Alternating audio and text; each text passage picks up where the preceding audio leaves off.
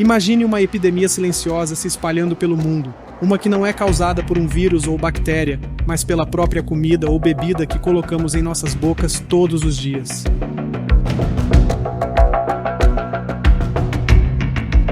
The reality of it is, junk food hijacks your normal appetite centers. Durante décadas, fomos levados a acreditar numa mentira que nos foi contada repetidamente, tão repetidamente que a aceitamos como verdade. A mentira de que todas as calorias são iguais. A mentira de que basta contar as calorias e comer menos do que queimamos para manter um peso saudável. Mas as taxas de obesidade continuam aumentando. Mais e mais pessoas estão sofrendo, e não por falta de tentativas de seguir as diretrizes. Neste documentário, vamos desmascarar essa mentira. Vamos mostrar a verdade sobre a obesidade, a verdade sobre o que a nossa alimentação moderna realmente está fazendo conosco.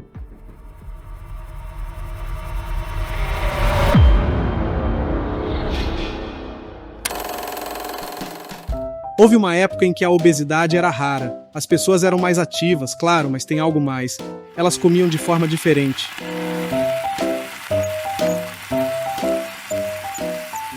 Então algo mudou. As diretrizes nutricionais começaram a focar na contagem de calorias e na redução de gorduras. Fomos apresentados à pirâmide alimentar, que colocava carboidratos processados e de baixo valor nutricional como base, rotulados como fundamentais. The best breakfast under the big top is post-sugar rice Coricos. So crinkly, so delicious, so different. Enquanto adotávamos essas novas diretrizes, um fenômeno preocupante começou a emergir. As pessoas começaram a engordar mais. A obesidade, que antes era rara, se tornou comum. Isso nos faz questionar: será que todas as fontes calóricas são realmente iguais? Faz sentido comparar um alimento com outros levando em consideração somente o valor calórico? Imagine por um momento que nosso corpo é como uma complexa orquestra sinfônica. Cada alimento que consumimos possui uma composição nutricional única, e cada nutriente tem a sua importância. Todos desempenham papéis cruciais no nosso metabolismo e determinam nossas respostas hormonais.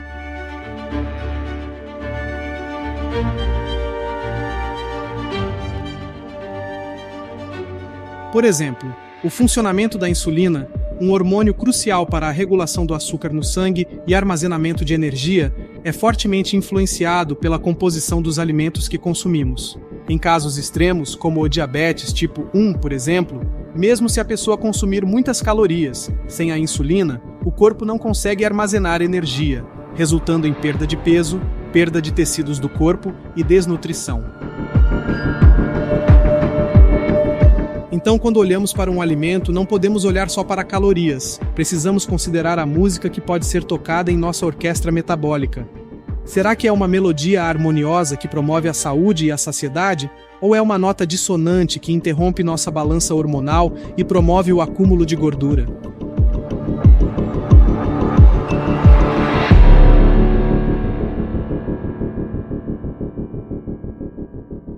De acordo com a Organização Mundial da Saúde, em 2016, cerca de 39% dos adultos, ou seja, pessoas acima de 18 anos, estavam com sobrepeso e 13% obesos. A obesidade virou uma epidemia no Brasil. É uma doença que acarreta outros problemas de saúde, entre eles hipertensão, diabetes e cardiopatias. As previsões para o futuro também não são animadoras. A previsão é que até 2050, pelo menos metade da população mundial vai ter sobrepeso e uma boa parcela desses vão estar obesos. Obesidade é uma doença extremamente importante e a sua abordagem vai muito além da aparência. Para praticamente todas as pessoas que convivem com obesidade, a gente vai ter a preocupação das doenças associadas. A obesidade carrega junto de si doenças crônicas, metabólicas, não transmissíveis, que são exatamente aquelas que há muitos e muitos anos e ainda mais matam pelo mundo. Como diabetes, como inflamação crônica, como hipertensão arterial, como alteração da qualidade do colesterol, como entupimento das artérias e, consequentemente, o infarto e derrame. A obesidade tem que ser abordada e ela tem que ser resolvida. Todo mundo que lida com a obesidade precisa diariamente lutar para vencê-la. Acredito que a primeira coisa é dizer a verdade. Obesidade é um problema mundial de saúde pública e deve ser tratado por todos como doença. Esquecemos que muitas vezes as doenças não precisam ser tratadas com medicação ou cirurgia, mas existem muitos métodos preventivos. A alimentação saudável e as mudanças de hábito são sempre bem-vindas como parte desses métodos preventivos. Além disso, partindo desses princípios, não nos cabe apenas transferir a culpa para o paciente obeso, pois creio que a obesidade possui vários aspectos que culminarão na ingesta inadequada e no ganho de peso. Mas precisamos sim falar desse assunto sempre que possível. Uma meta-análise que juntou mais de 600 estudos publicados entre 2009 e 2015 reforçou a ideia de que os pais são os mediadores mais importantes na relação entre o meio ambiente e a alimentação das crianças. Os pais, então, devem ser o alvo principal no esforço para prevenir e controlar a obesidade infantil. A abordagem da obesidade é ampla, precisa ser feita por uma equipe multidisciplinar e o principal, antes de pensar como eu vou tratar, é pensar o que está causando. Por que eu estou obeso?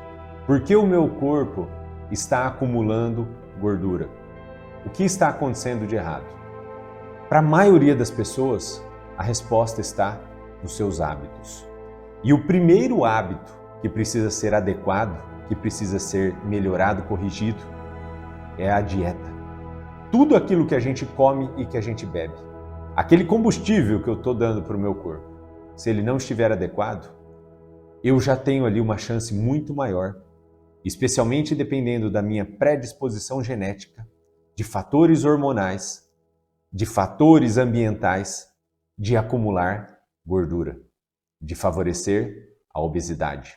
Então isso precisa ser resolvido. Eu preciso buscar a causa, o que está errado, para tratá-la adequadamente.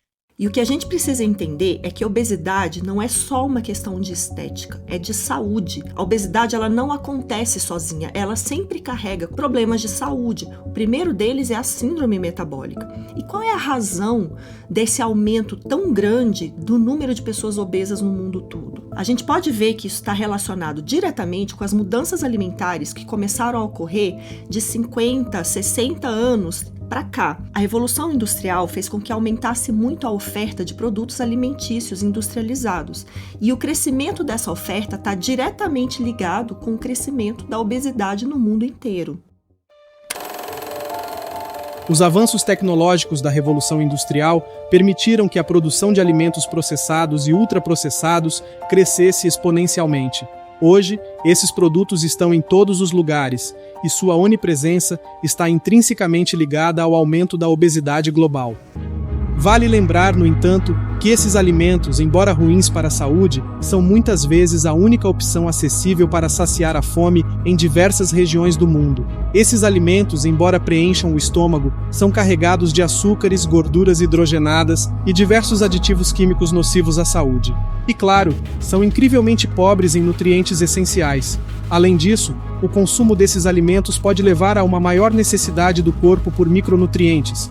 Isso ocorre porque o processamento de alimentos com alto teor de açúcares e gorduras hidrogenadas demanda uma maior utilização de vitaminas e minerais pelo corpo para metabolizá-los.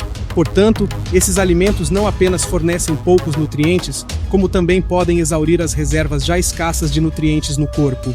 A ausência desses micronutrientes pode promover o ganho de peso, uma vez que o corpo pode reagir a essa deficiência nutricional, aumentando o apetite na busca por esses nutrientes essenciais. Além disso, o consumo excessivo desses alimentos processados pode levar à inflamação em nível celular, um fenômeno conhecido como inflamação metabólica. Esta não apenas promove o acúmulo de gordura, mas também pode levar a uma série de doenças crônicas, incluindo doenças cardiovasculares e diabetes.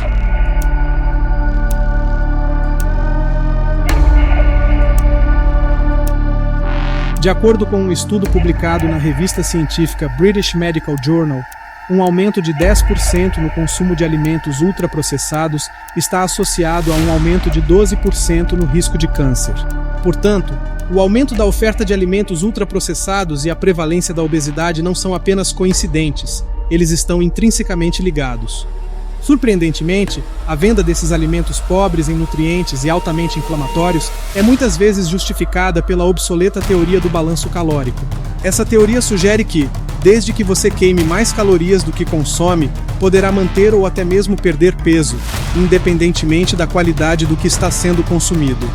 Isso permite que a indústria alimentícia processe e venda produtos não saudáveis, ao mesmo tempo que os promove como parte de uma dieta balanceada, desde que as calorias sejam controladas. No entanto, essa perspectiva simplista ignora o impacto metabólico e hormonal que esses alimentos têm sobre nosso corpo, um fator chave na atual crise de obesidade. Inúmeros sistemas hormonais influenciam na decisão de quando comer e quando parar de comer. Nós paramos de comer quando o nosso corpo envia sinais de saciedade para o cérebro, e quem faz isso são hormônios, como peptídeo YY, colicistoquininas, que é a CCK. Então, a obesidade é um transtorno hormonal, não é um transtorno calórico. Por mais de 30 anos, médicos e nutricionistas recomendam uma dieta com baixa caloria e baixo teor de gordura para combater a obesidade. No entanto, essa epidemia só vem aumentando ao longo do tempo. Será mesmo que contar caloria seria a solução para combater esse problema metabólico? Um fenômeno que tem ocorrido hoje em dia é a obesidade associada com a desnutrição. Isso é uma coisa nova que tem acontecido porque as pessoas elas têm comido mais calorias, mas são calorias que não estão acompanhadas de nutrientes, então são calorias consideradas vazias. O que acontece é que quando existe uma carência de nutrientes para o corpo, o nosso corpo ele tende a buscar esses nutrientes, então a gente tem o aumento dos sinais de fome no cérebro. E aí você tem aquela fome crônica e vai buscar por alimentos calóricos. Então a gente aumenta o consumo de calorias, mas não está dando para o corpo aqueles nutrientes que ele precisa. E isso vira um ciclo vicioso, onde vem a compulsão alimentar. Esse consumo excessivo de calorias pode estar relacionado com uma disfunção de todo o sistema de fome e saciedade que o nosso corpo tem. E o que são calorias vazias? Para entender esse conceito, é importante entender o que é nutriente para o seu corpo. Quando a gente come, os alimentos eles são ricos em nutrientes, que são divididos em 5 tipos. As vitaminas e os minerais, que são chamados de micronutrientes, que são fundamentais para a formação de estruturas do seu corpo, como os ossos, e também participam da regulação de diversos processos do corpo, como o transporte de substâncias para dentro e para fora das células, o controle da contração muscular, produção de hormônios e até o metabolismo e a produção de energia do seu corpo. Mas esses nutrientes, eles não podem ser transformados em energia pelas suas células. Uma outra categoria de nutrientes são os macronutrientes, que são as proteínas, as gorduras e os carboidratos. Todos esses macronutrientes, eles podem ser utilizados pelo corpo para a produção de energia, mas 2 deles, que são as proteínas e as gorduras, também são estruturais, ou seja, seu corpo usa esses nutrientes para fazer suas estruturas. O carboidrato não é estrutural. E quais estruturas o seu corpo faz com gorduras e proteínas? A membrana que reveste as suas células é feita de gorduras. Seus músculos, eles são feitos principalmente de proteína. Seus hormônios sexuais, por exemplo, eles são feitos de colesterol, que é fabricado pelo seu fígado a partir da gordura que você come.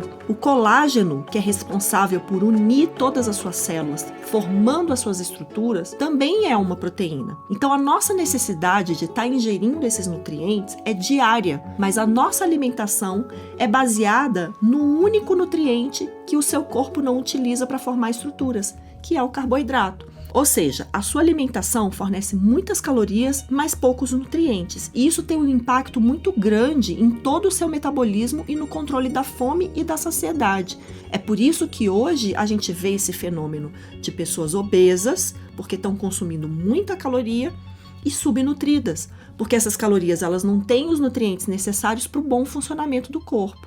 Segundo os dados de 2019 levantados pela Organização Mundial da Saúde, o consumo anual de açúcar pela população brasileira era de 30 quilos por pessoa. Isso equivaleria a dizer que cada brasileiro está ingerindo cerca de 6 colheres de sopa de açúcar por dia, fora o açúcar em forma de amido que está naturalmente nos alimentos. Por exemplo, 100 gramas de arroz, ou 100 gramas de batata, ou 100 gramas de pão integral, eles têm em torno de 30 a 40 gramas de açúcar na sua composição. 100 gramas de macarrão, ou 100 gramas de tapioca, tem em torno de 70 a 75 gramas de açúcar na sua composição. Então, se a gente somar o consumo de açúcar adicionado mais o consumo de alimentos ricos em açúcar, a gente estaria consumindo algo perto de 100 quilos de açúcar por ano por pessoa. As dietas padrões, elas são baseadas na contagem de calorias.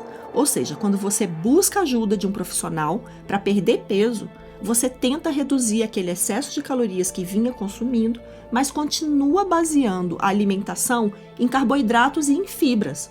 Os carboidratos, que são aquelas fontes de energia, mas que não são fontes de nutriente para o seu corpo, e as fibras, que estão relacionadas com uma sensação de plenitude gástrica, ou seja, a sensação de estar com o estômago cheio, mas que no fim elas não são nem absorvidas. O que acontece é que logo depois de uma refeição, você começa a ter a sensação de fome de novo, porque o seu corpo ele está buscando outros nutrientes e não essas calorias. Quando a gente fala de dietas mais baixas em carboidratos, elas têm uma quantidade maior de proteínas e gorduras. Elas têm mais alimentos de origem animal. E essas são dietas que são muito mais saciantes e que, mesmo não tendo inicialmente uma redução na ingestão de calorias, elas acabam mudando a forma como o seu metabolismo funciona. Porque quando o nosso metabolismo está baseado em glicose, quando você está usando exclusivamente glicose como fonte de energia para o teu corpo, a gente está precisando produzir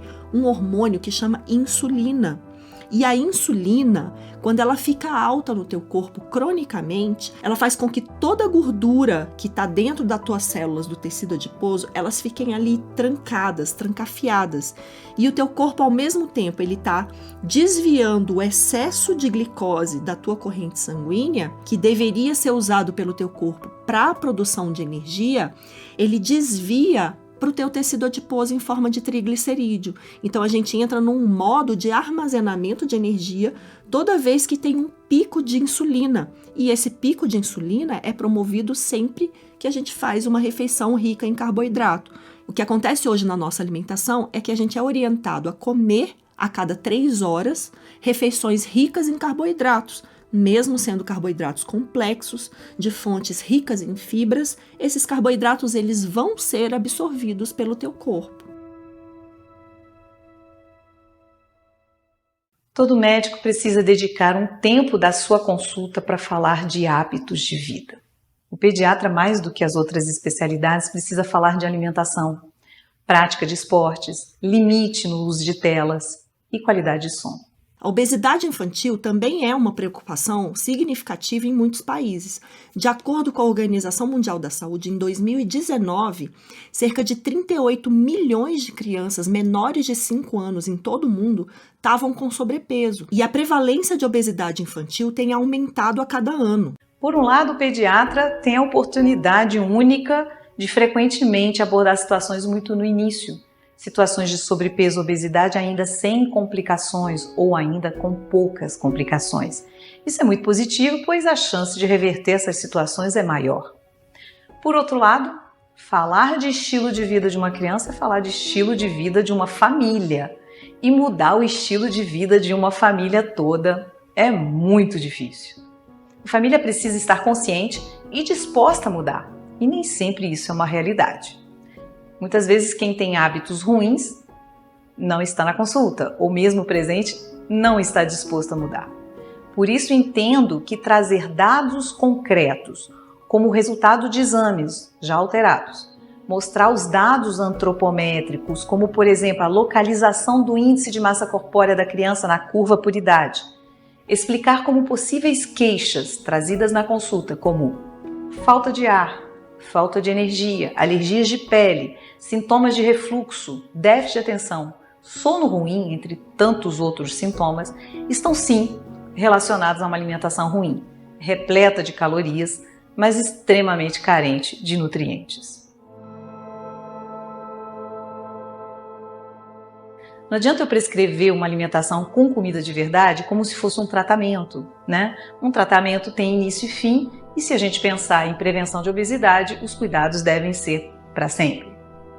O que observamos é que nós temos famílias com comportamentos muito diferentes no que diz respeito à alimentação. Basicamente, nós temos 4 tipos de estilos parentais. Nós temos os pais que são responsivos, que são pais muito responsáveis e também muito exigentes. Nós temos pais indulgentes ou permissivos, que são pais muito responsáveis, mas que exigem pouco dos filhos. Temos os pais controladores ou autoritários, que são pouco responsáveis, mas que exigem muito. E nós temos os pais negligentes ou ausentes, que, além de pouco responsáveis, também são pouco exigentes.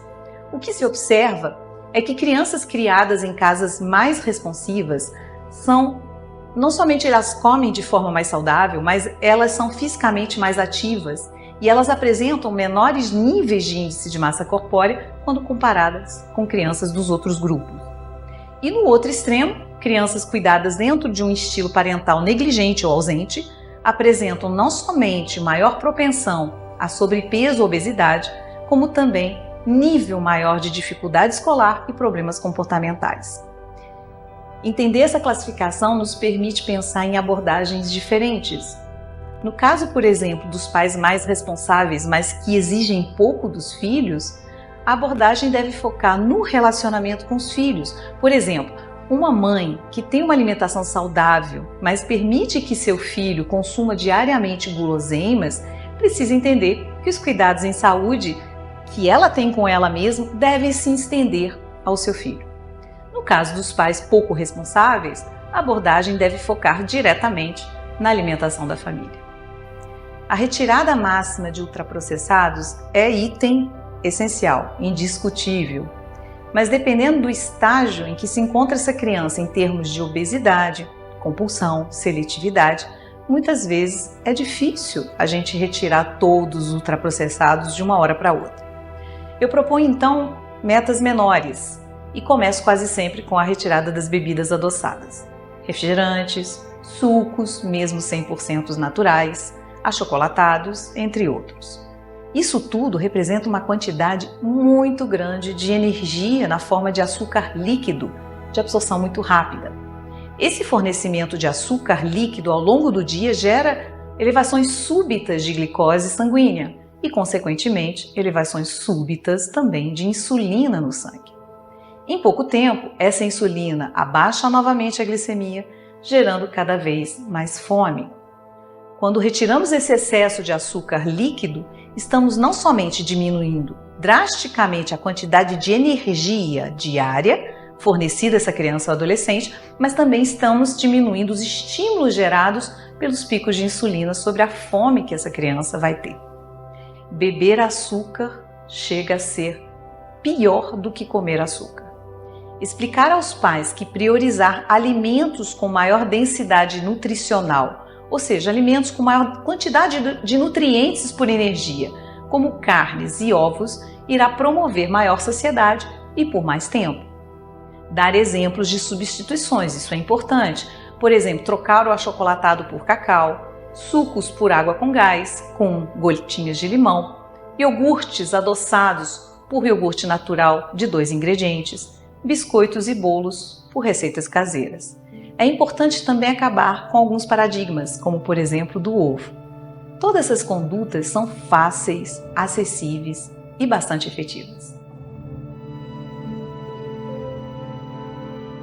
Mesmo que os pais irresponsáveis sejam aqueles que possuem o dinheiro, as crianças e adolescentes são influenciadores muito importantes e pode ter certeza que a indústria sabe muito bem disso. A publicidade infantil é frequentemente abusiva. Uso de linguagem infantil com efeitos especiais e excesso de cores, trilhas sonoras de músicas infantis ou cantadas por crianças, personagens de desenho animado, atores, youtubers com apelo ao público infantil, promoções, distribuição de prêmios, brindes, colecionáveis, competições ou jogos com apelo ao público infantil. O uso de propaganda de produtos em instituições de ensino também são inaceitáveis. Crianças menores de 12 anos ainda não desenvolveram um pensamento crítico e, portanto, são absolutamente vulneráveis a apelos comerciais. A publicidade voltada às crianças está ligada ao aumento nos índices de obesidade infantil. Isso é fato. Os produtos mais anunciados são cereais açucarados, refrigerantes, doces, biscoitos, salgadinhos e fast food. Além das propagandas na TV ou internet, esses produtos estão frequentemente posicionados de forma estratégica no supermercado, próximos aos caixas ou em prateleiras mais baixas, na altura dos olhos das crianças. Para estimular o consumo, são frequentemente usados slogans que afirmam que o produto é necessário para um desenvolvimento saudável ou do alcance da felicidade através do consumo. São todas estratégias de marketing. O tipo de alimento mais divulgado em publicidade infantil é aquele que mais está associado à obesidade, ultraprocessado. A criança é bombardeada de propagandas. Ela insiste no consumo com os pais, isso gera estresse na relação entre pais e filhos, mas os pais frequentemente acabam cedendo. Desde 2014, nós temos a Resolução 163 do CONANDA, Conselho Nacional dos Direitos da Criança e do Adolescente, que define regras sobre publicidade infantil. No entanto, observamos que essas regras ainda são frequentemente atropeladas. Afinal, são medidas que comprovadamente diminuem a receita de empresas da indústria alimentar. Por ser uma prática abusiva e ilegal e por estar comprovadamente associado ao aumento das taxas de sobrepeso e obesidade infantil, precisamos ficar atentos e denunciar situações irregulares sempre.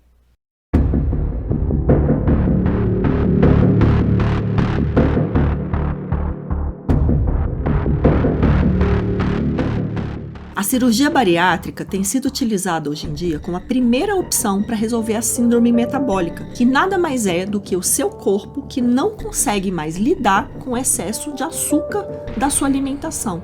E por que essa cirurgia tem um efeito tão rápido na síndrome metabólica?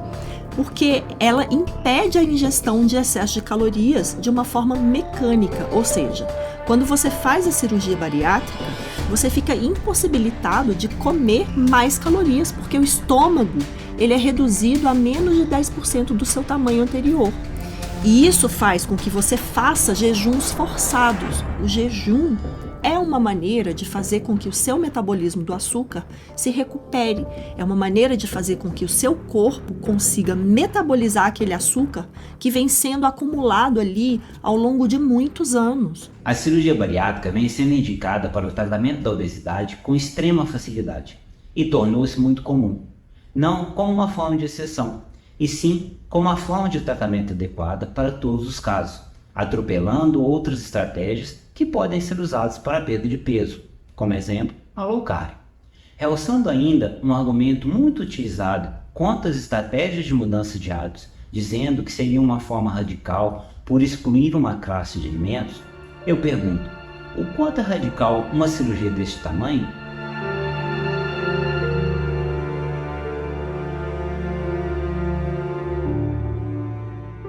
Lembre que apesar de existirem diversas variações de técnicas, táticas cirúrgicas para cirurgias bariátricas, a maior parte delas faz uma redução do estômago para caber menos alimentos, associado à exclusão intestinal, onde ocorreria uma absorção maior de nutrientes, levando assim à diminuição da absorção e aproveitamento dos nutrientes. Isso não é radical? O problema da cirurgia bariátrica é que normalmente o estômago ele volta a dilatar depois de alguns anos, mas junto com o estômago é retirado também uma boa parte do intestino, e isso faz com que a absorção de nutrientes seja prejudicada. A cirurgia bariátrica tem como principal benefício o controle cirúrgico da síndrome metabólica, representada pela obesidade abdominal, dislipidemias, aquelas que causam placas de aterônimo de gordura nas artérias, pressão alta, hiperglicemia e resistência à insulina. Esses todos um estado pró-inflamatório e pró-trombótico, trombose, coágulo dentro dos vasos sanguíneos. Não posso negar que existam casos em que a cirurgia pode ser necessária, mas esses casos seriam aqueles em que o risco de morte seria excessivamente grande, justificando o procedimento. Quanto aos riscos dessa cirurgia, eu dividiria em 2 grupos. Primeiro, riscos inerentes ao procedimento cirúrgico. Note, o paciente não é um paciente rígido, é um paciente sem saúde, foi o que indicou a cirurgia. Portanto, ele estaria mais propenso a apresentar complicações gerais de qualquer cirurgia. Podemos citar paradas cardíacas, arritmias, hipotensão, tromboses, entre outros. Segundo grupo de risco é relacionado ao próprio objetivo da cirurgia, que é tornar o paciente, ou seja, seus órgãos, incompetentes para a absorção correta, e também levar à diminuição da absorção de qualquer nutriente. Infelizmente, isso ocorre de uma forma indiscriminada, ou seja, o controle das alterações de saúde na síndrome metabólica vem na tentativa da diminuição da ingesta e metabolização dos alimentos. Porém, isso pode causar, de forma crônica, outros problemas, anemias, deficiência de vitaminas. Isso por si só já leva este paciente a necessitar de cuidados pós-operatórios mais intensos, por conta da cicatrização, da formação de seromas, que são acúmulos de líquidos, e alterações de pele, entre outras. Então, numa alimentação que normalmente já era pobre em nutrientes, quando você reduz a absorção de nutrientes, você pode provocar ainda mais danos no corpo, de uma forma geral. Por isso que o sucesso da cirurgia bariátrica na perda de peso e no controle da síndrome metabólica, depois de 5 anos, ele é tão baixo. Uma das coisas que acontece muito com a pessoa que faz bariátrica, que planeja fazer, ela pensa que aquela cirurgia vai mudar os hábitos dela, e isso não acontece.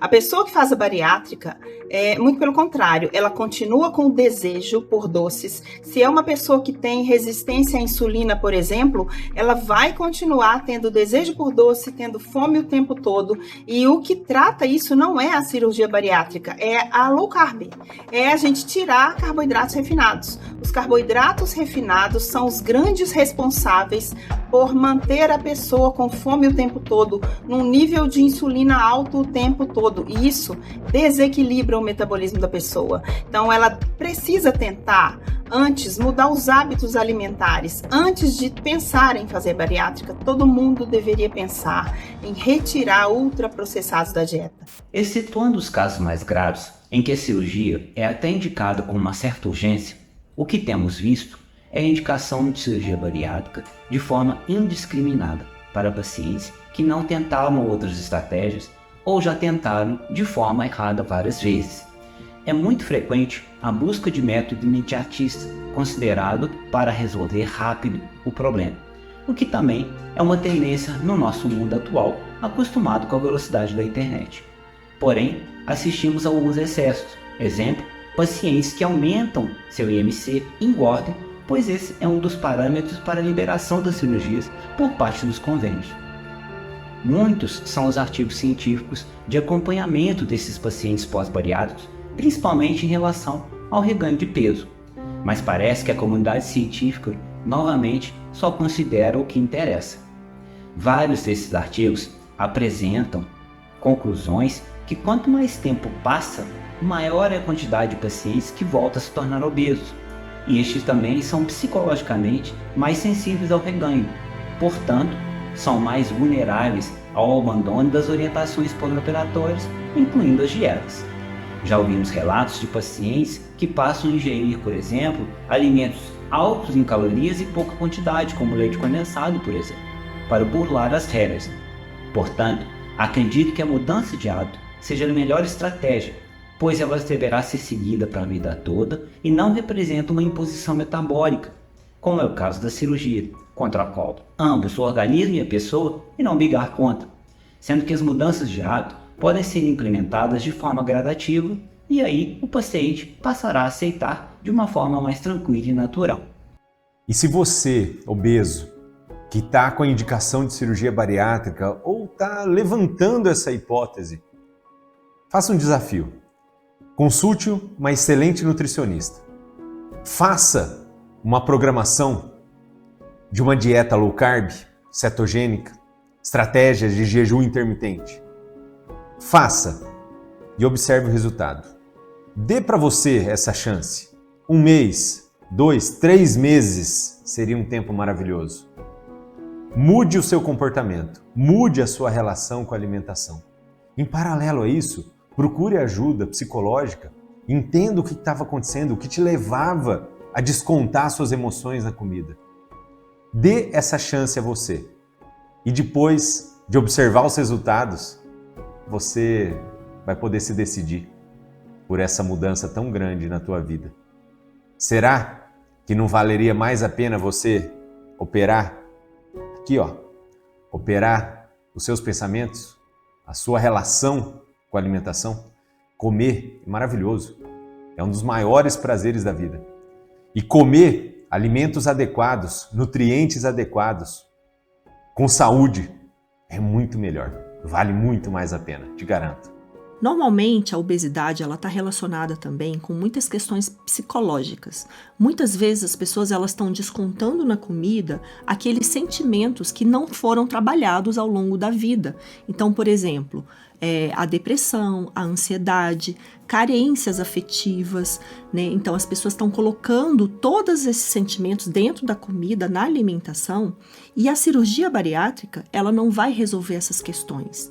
Essas questões, elas precisam ser tratadas, senão a chance de ter sucesso seguindo uma dieta ou mesmo fazendo a cirurgia bariátrica, elas são reduzidas. Eu tenho a oportunidade de conversar com muitas pessoas que têm sobrepeso e obesidade. Todos os dias eu converso através da minha página no Instagram e eu vejo pessoas que fizeram a bariátrica há 5, 6 anos atrás que reganharam todo o peso, inclusive até mais do que estavam antes. E quando essas pessoas fazem a dieta low carb, que é a eliminação dos carboidratos refinados na dieta, essas pessoas observam que a fome diminui, que elas conseguem ter uma adesão àquele novo estilo de vida e elas conseguem emagrecer tudo que elas planejaram emagrecer com a bariátrica.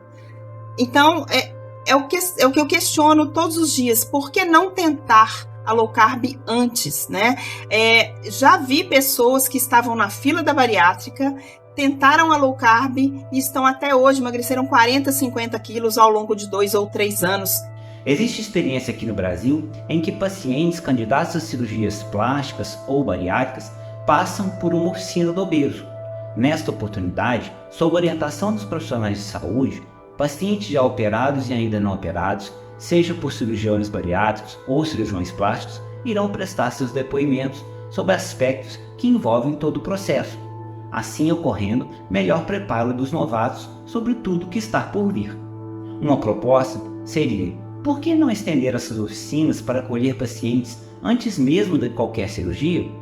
Acredito que assim reduziríamos bastante as indicações de cirurgia bariátrica e incentivaríamos as mudanças de hábito, que mais acredito como estratégia para a perda de peso.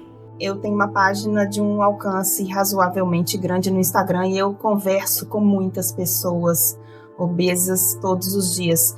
E esse número de pessoas vem crescendo e muitas delas experimentaram a cirurgia bariátrica nos últimos 5 anos e não tiveram sucesso.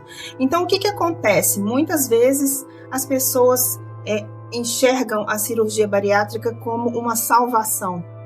Só que é o que eu falo para todas elas. É lógico, se a pessoa já fez, ela precisa lidar com aquilo, mas ela precisa corrigir a alimentação. Não adianta você tirar um pedaço do seu estômago e continuar comendo do jeito que você comia antes.